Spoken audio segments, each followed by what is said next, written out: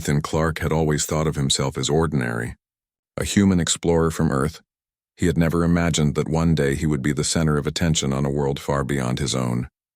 Yet here he was, standing in the middle of a vast floating plaza in Zerathia, surrounded by beings that looked like they had stepped out of the most vivid alien dream. Their skin shimmered in colors he had never seen. Their eyes glowed faintly with intelligence, and they moved with a grace that made his own human movements seem clumsy. He had arrived not by choice but by accident. His experimental jump gate, a machine meant to transport people across great distances in space, had malfunctioned spectacularly. One moment he was adjusting the controls in his small laboratory on Earth. The next he was falling through a strange energy field, then landing on his feet in the plaza. The plaza itself was enormous. Towers of crystal rose high into the sky, reflecting the twin suns above. Between the towers, floating platforms moved smoothly, carrying groups of Zerathians dressed in flowing robes of metallic fabric. Their language, a series of melodic tones, echoed through the air like music. Ethan took a deep breath. He had no idea what would happen next. From the highest balcony of the central tower, a figure descended. Her presence was immediate and commanding. Queen Lyra, the ruler of Zerathia, floated down on a platform of shimmering energy. She was taller than any human Ethan had seen, her eyes a piercing violet that seemed to look straight through him. Her armor, sleek and polished, reflected the light of the suns, and a long, flowing cape of silver shimmered behind her. Ethan froze. He had read about alien royalty, but nothing could prepare him for the real thing. The crowd around him bowed instinctively, murmuring words he could not understand. And then the queen spoke, her voice carrying across the plaza in perfect clarity, though he could not comprehend the language. Her tone, however, was unmistakable. It held curiosity, authority, and a strange amusement. Ethan's heart raced. He had no translator, no way to communicate. He bowed, the only gesture he could think of, hoping it would be seen as respectful. To his surprise, the queen's violet eyes seemed to narrow, not in anger but in intrigue. She stepped closer, her gaze fixed on him as if she were studying a fascinating specimen. "You are different," she finally said in careful, broken English, a language she had learned from ancient human records. Ethan blinked in surprise. Not only could she speak English, but she was speaking directly to him. "You do not belong here, and yet—" "You're not afraid." Ethan swallowed hard. I don't know how I got here," he admitted. "I was on Earth.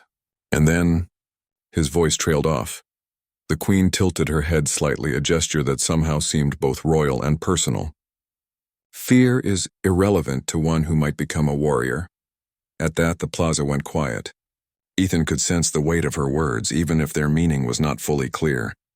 And then, without warning, she gestured with her hand, and a series of glowing platforms rose around them, forming a sort of arena.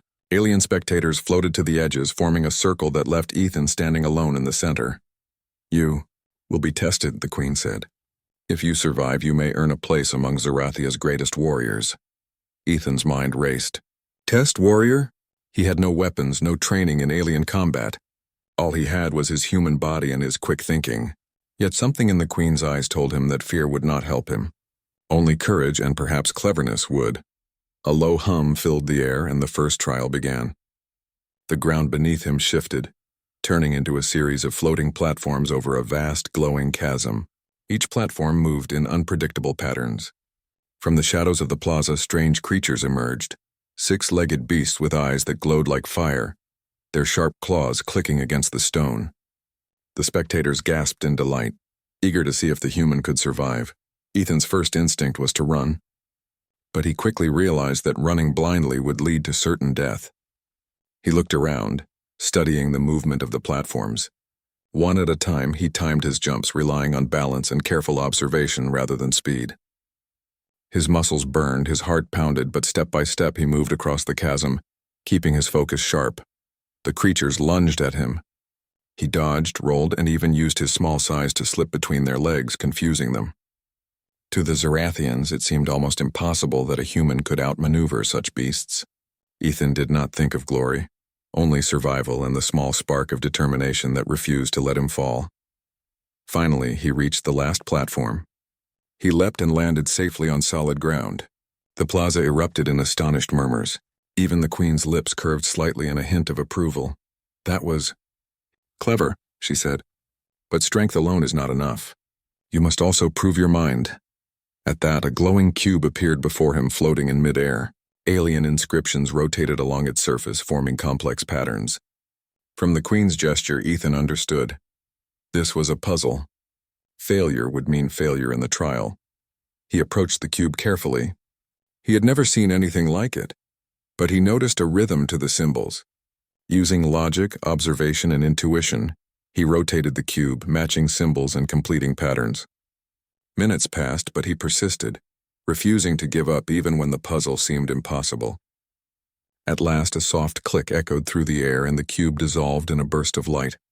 The crowd gasped again. The Queen's violet eyes shone with interest. You think differently, she said. Perhaps humans are capable of more than we believed. The final trial was the most dangerous. 3 elite Zarathian warriors appeared, their weapons glowing with energy. Ethan had no weapon. Only his human instincts and his mind could keep him alive. The warriors attacked, their movements fluid and precise. Ethan ducked, dodged, and improvised. He used their momentum against them, rolling under legs, leaping over strikes, and even grabbing a discarded weapon to deflect an attack. The crowd watched in awe. The human was not just surviving. He was learning, adapting, and thriving in a way that even the seasoned warriors had not anticipated. At last, the trial ended. Ethan stood panting, bruised but unbroken. The 3 warriors lowered their weapons, nodding in respect. The crowd erupted in cheers, and even the Queen floated closer, her expression unreadable but clearly impressed. You have survived all trials, she said, not because you are the strongest or the fastest, but because you are clever, brave, and honorable. You are extraordinary. Ethan's chest swelled with relief. He had survived, but more importantly, he had earned recognition from a being he could never have imagined.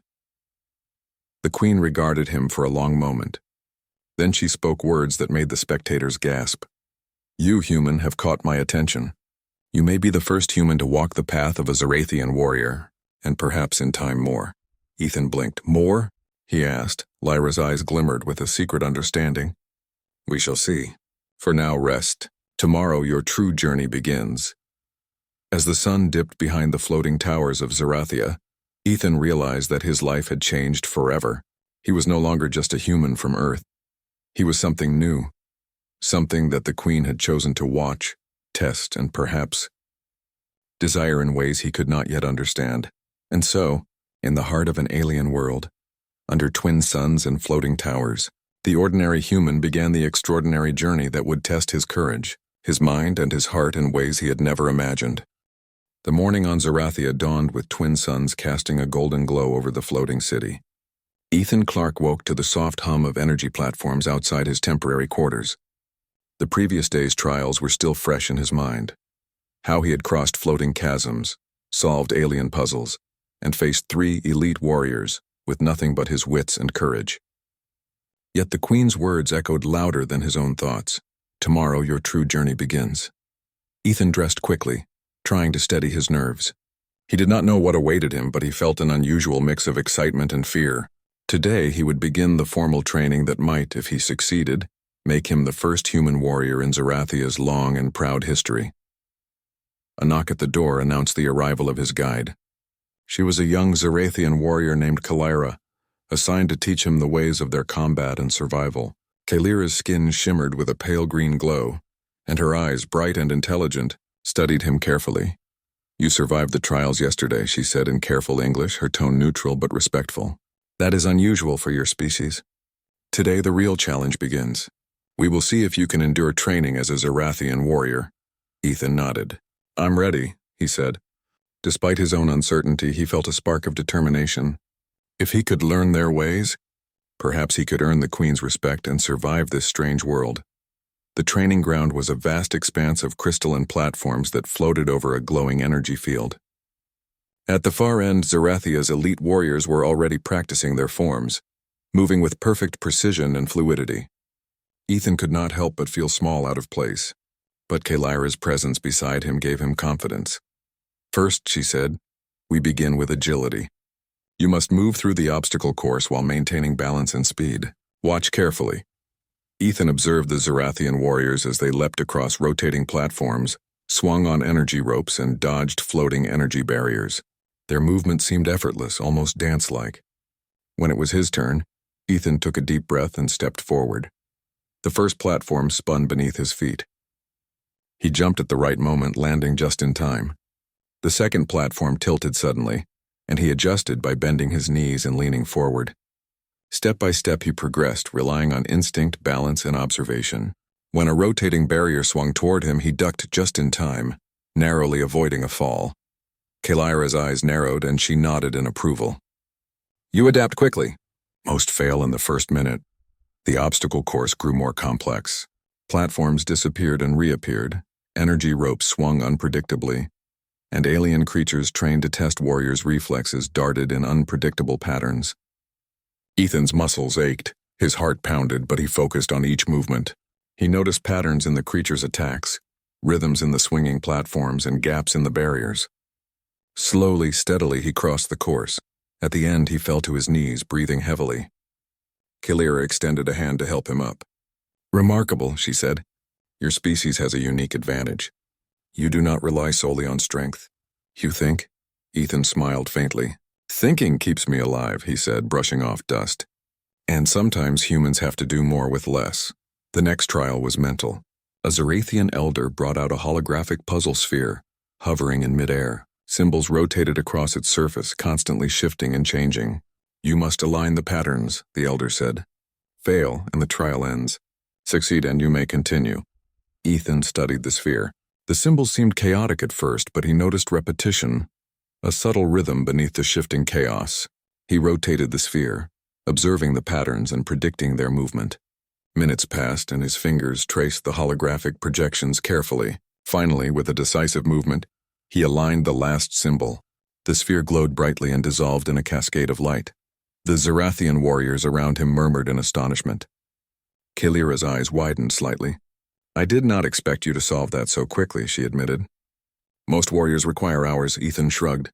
Humans are good at solving problems when the stakes are high, he said simply, but there was no time to rest.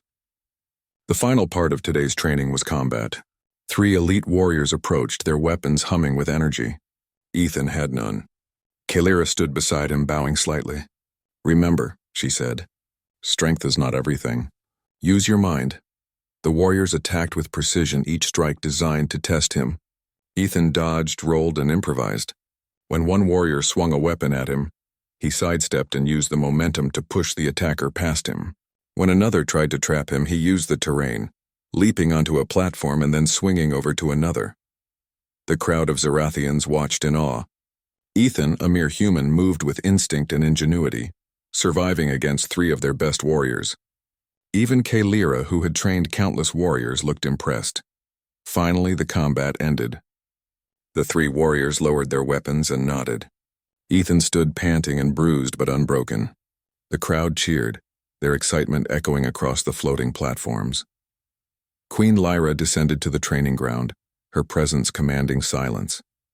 Her violet eyes scanned the scene, then fixed on Ethan. You have endured today, she said. You are not the strongest. You are not the fastest.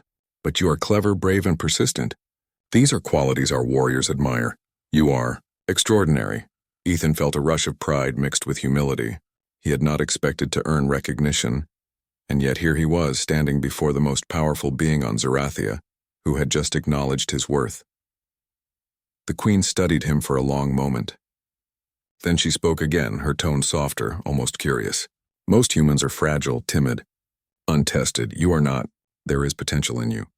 Potential I have not seen in any other being. Ethan looked at her, unsure what to say. Thank you, he murmured. Words felt small in the face of her presence. The queen nodded. Tomorrow your training will continue.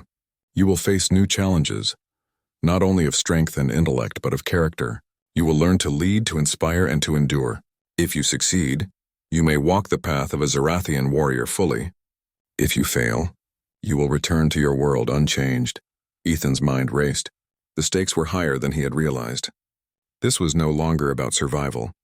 This was about proving humanity could rise to meet challenges no one had thought possible. That night, as he lay in his quarters, Ethan reflected on the day. The trials had tested him physically, mentally, and emotionally. Yet he realized something important. It was not just his human strength or cleverness that had carried him through. It was his determination, his willingness to keep moving forward even when the odds seemed impossible. He thought of the Queen, of her intense gaze and careful words. There was something about her that made him want to prove himself even more.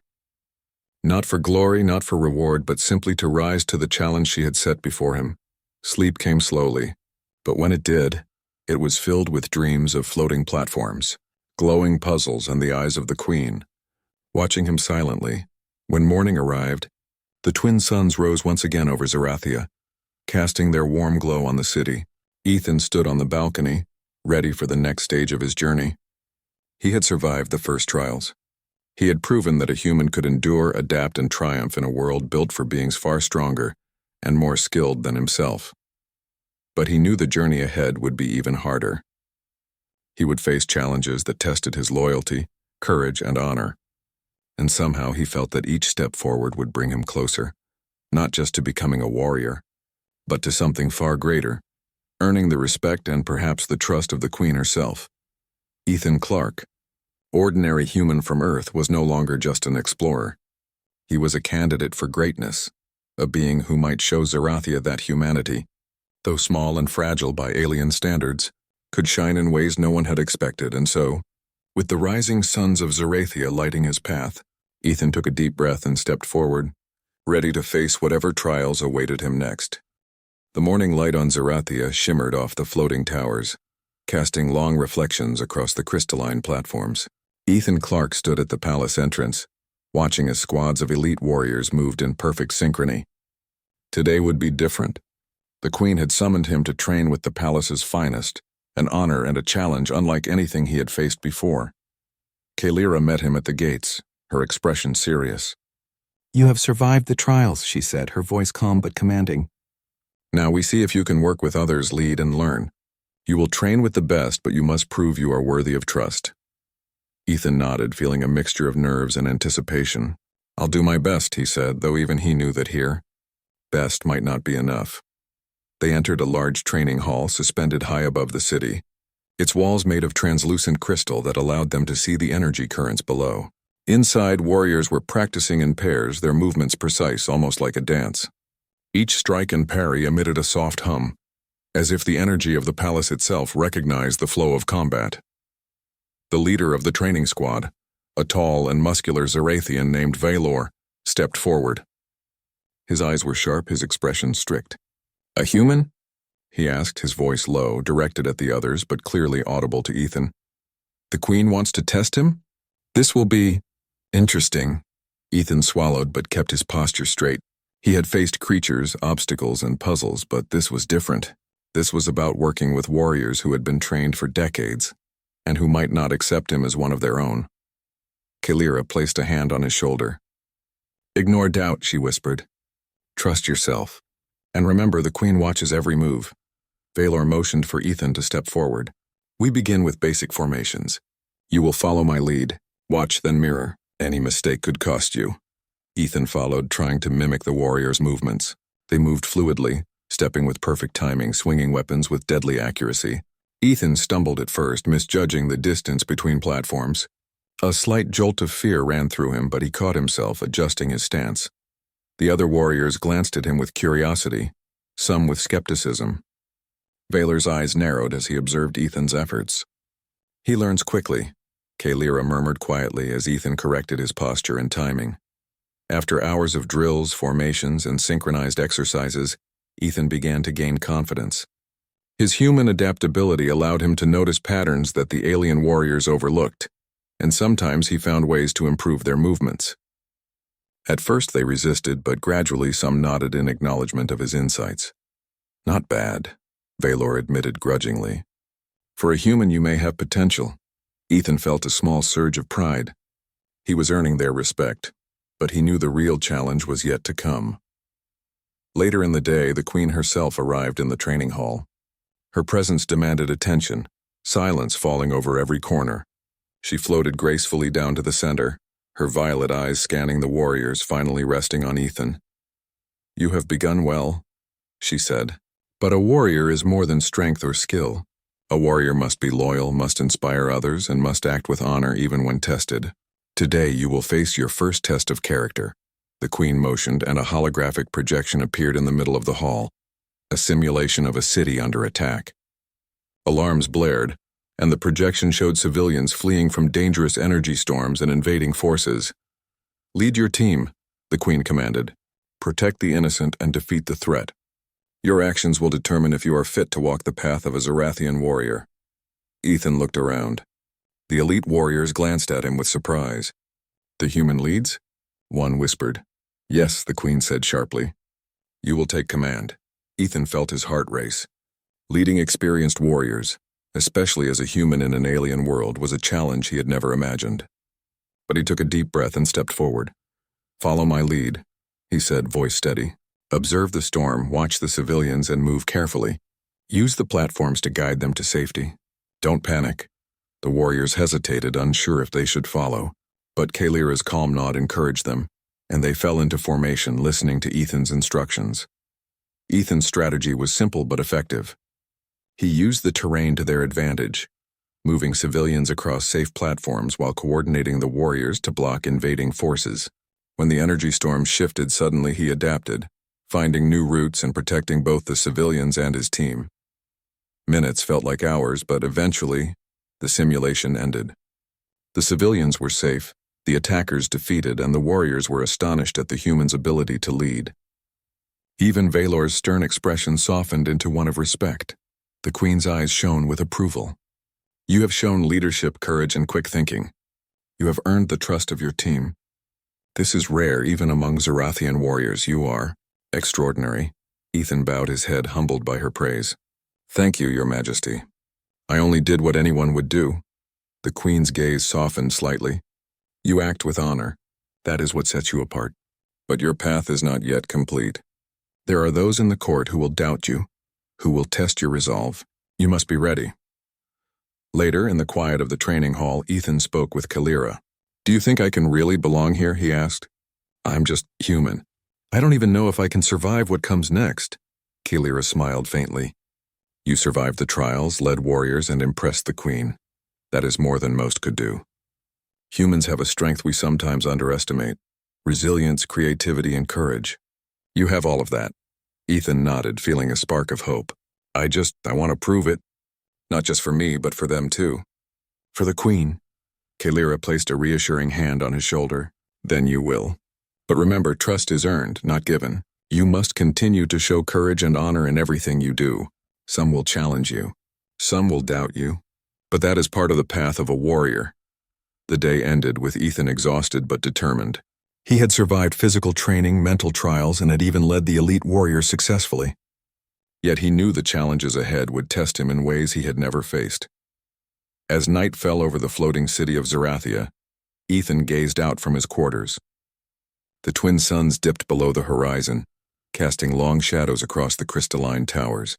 He thought of the Queen, of her violet eyes watching him, and of the path she had set before him. He realized that this journey was more than just about survival. It was about proving that a human could rise to the level of a Zarathian warrior, not by brute strength but by intelligence, honor, and courage. Ethan Clark, the ordinary human who had stumbled through a malfunctioning jump gate, was no longer ordinary here. He was a symbol, a small being in a vast alien world, showing that humanity's determination and spirit could shine even among the stars. And tomorrow, he knew, would bring new challenges, tests that would require every ounce of his strength, mind and heart. But for the first time he felt ready. For the first time, he felt that he truly belonged on Zarathia, standing shoulder to shoulder with warriors who had once doubted him, guided by a Queen who saw something extraordinary within him. Ethan smiled faintly. The path of the human warrior had only just begun, but he was determined to walk it, step by careful step, no matter how difficult it became. The morning on Zarathia was unusually tense. A light mist hovered over the floating towers, softening the golden glow of the twin suns. Ethan Clark awoke with a sense of unease. Something had shifted in the palace, though he could not yet name it. Lyra appeared at his door with an urgent expression, her green eyes flickering with concern. "The court is restless," she said. "Some of the nobles and warriors question your place among us. They believe a human cannot be a true Zarathian warrior. Today you will face your first challenge outside the training ground." Ethan's stomach tightened. He had survived trials, led elite warriors, and earned the Queen's cautious respect, but now he realized that acceptance would not come easily. There were those who would actively test him, perhaps even try to remove him from the palace. "Where do I start?" he asked. Lyra led him to a large observation room overlooking the city. A holographic map floated before them, showing a district under siege. Civilians fled from rogue warlords who had seized control, and energy storms raged through the streets, making navigation treacherous. "The Queen has instructed us to intervene," Lyra said. "But the twist. She has given you command. You must lead a small team to rescue the civilians and neutralize the attackers. Your decisions will determine their safety. This is not a simulation. Real lives are at stake." Ethan's pulse quickened. He had never led in real combat before. The training hall had been controlled, predictable. This was different. Lives depended on him, and failure could cost them. Yet he felt a strange calm settle over him. Fear was present, but determination outweighed it. "I understand," he said. "Let's go." Lyra guided him to a hover platform where a team of warriors waited. Some looked skeptical, others curious. Among them was Valor, the stern warrior who had doubted him during training. Ethan swallowed his nerves and addressed them. "Follow my lead," he said, voice steady. "We will move carefully, use the platforms to avoid the storms, and keep civilians out of danger. Watch my signals and trust each other." The team exchanged uncertain glances, but Lyra's nod reinforced his authority. They lifted off, the city shrinking below them as they approached the chaos. The streets were alive with panic. Civilians ran in all directions, energy blasts from the warlords lighting up the misty air. Ethan scanned the area, quickly forming a plan. "Split into 2 groups," he ordered. "Lyra, take the northern district. Felor with me, the central plaza. Keep civilians moving toward the safe zones. Use the platforms to your advantage and avoid unnecessary fights. We are here to protect, not to seek glory." The warriors moved with precision, following his commands. Ethan felt a surge of confidence. His words carried weight. His plan was sound, and the team trusted him enough to act. The central plaza was dangerous. Energy blasts tore through the air, and one rogue warlord charged directly at them, his weapon glowing with destructive force. Ethan acted instinctively, dodging the attack and using a fallen piece of energy debris to deflect the blast. Valor moved beside him, guarding civilians while Ethan took the lead. "Watch your flank," Ethan shouted, noticing another warlord approaching from behind. He signaled a quick maneuver, and the warriors adjusted seamlessly, guiding the civilians toward the safe zone. Hours passed in a blur of strategy, courage, and quick thinking. Ethan's human instincts allowed him to adapt in ways the alien warriors had not anticipated. He predicted movements, found gaps in enemy attacks, and improvised new paths for civilians to escape. Finally, the rogue warlords were cornered, realizing that the humans and Zarathians were too coordinated to defeat.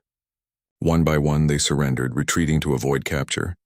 The civilians were safe thanks to Ethan's leadership. Valor approached him, breathing heavily. "I underestimated you," he admitted. "You are not just clever, human. You are capable of inspiring us to act as one." Ethan shook his head. "I just did what needed to be done. You all followed my lead. That's what made it work." Lyra smiled, placing a hand on his shoulder. "You did more than survive. You earned our trust today. That is more important than skill alone." But the relief was short-lived. As the team returned to the palace, Ethan noticed shadows moving along the balcony of the central tower. A group of nobles, unhappy with the human commanding warriors, whispered among themselves. Their eyes glinted with jealousy, and Ethan understood that not everyone in the court would accept him so easily. That evening, Queen Lyra summoned him to the royal chambers. Ethan entered, bowing respectfully. The queen sat on her floating throne, her expression unreadable, her violet eyes intense. "You have done well," she said. "You have shown courage, intelligence, and leadership. You have protected lives and guided warriors. But there are those who will never accept a human in our midst. They will test your loyalty, your judgment, and your character." Ethan nodded, though a knot of anxiety tightened in his stomach. "I will face them, Your Majesty. I will do what is right." The queen's lips curved slightly. "That is why I watch you with interest. Most humans are fragile, limited, and quick to flee from danger. You are not. You have spirit, wisdom, and a sense of honor I have rarely seen. But the true test is yet to come. Before he could respond, Lyra entered the chamber with urgency. Your Majesty, a message from the Northern District. There has been a sudden surge of energy storms. Civilians are trapped. The rogue warlords may have returned. The Queen's eyes narrowed. Then you must act again. Ethan, this is your test. Go. Protect the innocent, lead your team, and return victorious. Fail, and you will learn the weight of your choices. Ethan swallowed and nodded. Without hesitation, he followed Lyra to the command platform. The city below was a chaotic network of energy storms, overturned platforms, and panicked civilians. This time, the stakes were higher, the danger more immediate. He coordinated the team with precision, guiding civilians across unstable platforms and neutralizing threats without unnecessary conflict. One warlord tried to trap a group of civilians in a collapsing structure, but Ethan calculated the timing perfectly. He leapt onto a swinging energy beam, reaching the civilians just in time to pull them to safety. Lyra moved beside him, amazed at his quick thinking. Humans really do see things differently, she said. Your instincts, they are unlike ours. Ethan smiled faintly. We survive by noticing small details others might miss. It keeps us alive. Hours later, the city was secure. The civilians were safe, the rogue warlords neutralized, and the energy storms dissipating. Ethan's team had survived together, guided by his decisions. But even as relief washed over him, he knew the court would continue to challenge him. Returning to the palace, Ethan was met by the Queen. Her expression was thoughtful, almost proud. You have shown courage, intelligence, and unwavering loyalty, she said. Today you proved that a human can lead, protect, and inspire. You have earned not just my trust, but the trust of those who doubted you. Ethan bowed. Thank you, Your Majesty. I only did what I thought was right. The Queen's eyes softened. That is what makes a warrior. Strength alone is meaningless without honor, courage, and wisdom. Remember this, Ethan Clark. You are becoming more than a human on this world. You are becoming a symbol. A proof that even the smallest, most fragile species can rise to greatness if they possess the right spirit. Ethan felt a warmth in his chest. He had faced fear, danger, and doubt, and had emerged stronger, wiser, and more respected. Yet he knew his journey was not over. There would be more tests, more challenges, and more opportunities to prove that humans could stand alongside the greatest warriors of Zerathia. As night fell, Ethan stood on the palace balcony, gazing at the glowing towers and swirling energy streams below. The city was safe, the people unharmed, and his team had survived. But more importantly, he had proven something to himself, that courage, intelligence, and honor could bridge worlds, species, and expectations. Lyra joined him, standing silently for a moment. You have done well today, she said. The Queen watches you closely. There are those in her court who will never accept a human, but you have shown them what a human can do. Ethan nodded. I'll keep proving it. Not for them, but because it's the right thing to do, and because I want to earn the Queen's trust fully. The twin suns set behind the floating towers, casting a golden glow across the city. Ethan Clark, the human from Earth, had faced his first real test of loyalty and had passed. But he knew that tomorrow would bring new trials, more dangerous than anything he had yet encountered. And yet, for the first time, he felt ready. For the first time, he felt that being human was not a limitation, but a strength that could shine even on a world as alien and magnificent as Zerathia. The day dawned bright over Zerathia, the twin suns casting a golden glow across the floating city. Ethan Clark stood on the palace balcony, looking over the crystalline towers and the bustling platforms below. After weeks of trials, training, and proving himself in combat and leadership, today was the day he would face his final test, one that would determine not only his place as a warrior, but also his standing in the eyes of Queen Lyra and all of Zerathia. Lyra approached silently, her green eyes steady.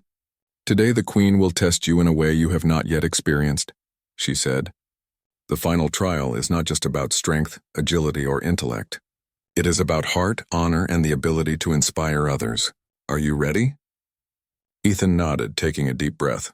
I am. Whatever it is, I will do my best. The palace gates opened and Ethan followed Lyra into the grand central hall. It was larger than anything he had seen, stretching high into the sky. Walls lined with translucent crystal that reflected the morning light.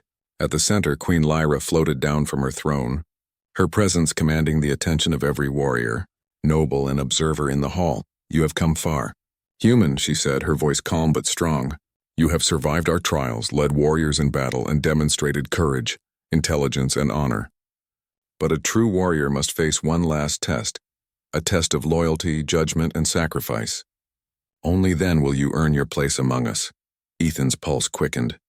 He had survived every challenge so far, but the Queen's words carried a gravity he could not ignore. He nodded. I am ready, Your Majesty. A series of holographic projections appeared around the hall, forming a complex simulation of Zerathia under threat. This time it was more intricate than any previous trial. Civilians were trapped in multiple locations. Energy storms raged unpredictably, and rogue warlords moved with cunning strategies, attempting to divide and conquer the defenders. You will lead a full-scale operation, Queen Lyra said. Your decisions will affect lives, resources, and the safety of the city itself. Observe, plan, and act. The future of Zerathia depends on your judgment. Ethan took a deep breath. He scanned the projections, noticing patterns in the rogue warlords' movements, energy storm surges, and civilian paths. Unlike previous trials, this one was dynamic, unpredictable, and high stakes. He quickly formulated a plan. Lyra, take the northern district and protect the civilians near the energy towers, he instructed. Vylor, follow me to the central plaza. The rogue warlords will try to trap civilians in the collapsing platforms. We need to secure the bridges and guide them to safety. Move quickly but carefully. The warriors moved into position, trusting Ethan's commands. His human instincts and experience allowed him to see opportunities others might miss. He guided civilians around danger zones, diverted energy blasts using mobile platforms, and outmaneuvered the rogue warlords with clever tactics. At one point, a massive energy surge threatened to destroy an entire platform filled with civilians. Ethan calculated the timing, leapt onto a swinging energy beam, and coordinated the warriors to stabilize the platform while evacuating the civilians safely. Every move required precision, courage, and calm under pressure. As the operation continued, Ethan noticed subtle signs of leadership within the alien warriors. Some adjusted their positions based on his commands. Some hesitated, unsure of the humans' judgment. He quickly adapted, issuing clear, concise instructions that encouraged initiative while maintaining coordination. Slowly, the tides of the simulation turned in their favor. Hours passed in tense focus. The energy storm subsided. Rogue warlords were neutralized and civilians were safe. The projection dissolved and the hall fell silent. Every eye was on Ethan Clark, the human who had led them all successfully, who had navigated impossible challenges with courage, intelligence, and honor. Queen Lyra floated forward, her violet eyes shining with intensity. You have done it, she said. You have proven that strength is not everything. Judgment, courage, and loyalty are equally vital. You have earned the trust of your warriors, the respect of your people, and my admiration. Today you stand not only as a warrior but as a symbol, proof that a human can rise to greatness in Zerathia. Ethan bowed deeply, his chest swelling with pride. Thank you, Your Majesty, he said. I only did what I believed was right. I wanted to protect those who could not protect themselves. The Queen's eyes softened, a rare expression of warmth crossing her regal features. And that, Ethan Clark, is what sets you apart. Your heart, your honor, and your spirit have shown us that humanity is capable of more than we ever imagined. Today you become the first human to bear the title of Chosen Warrior of Zerathia.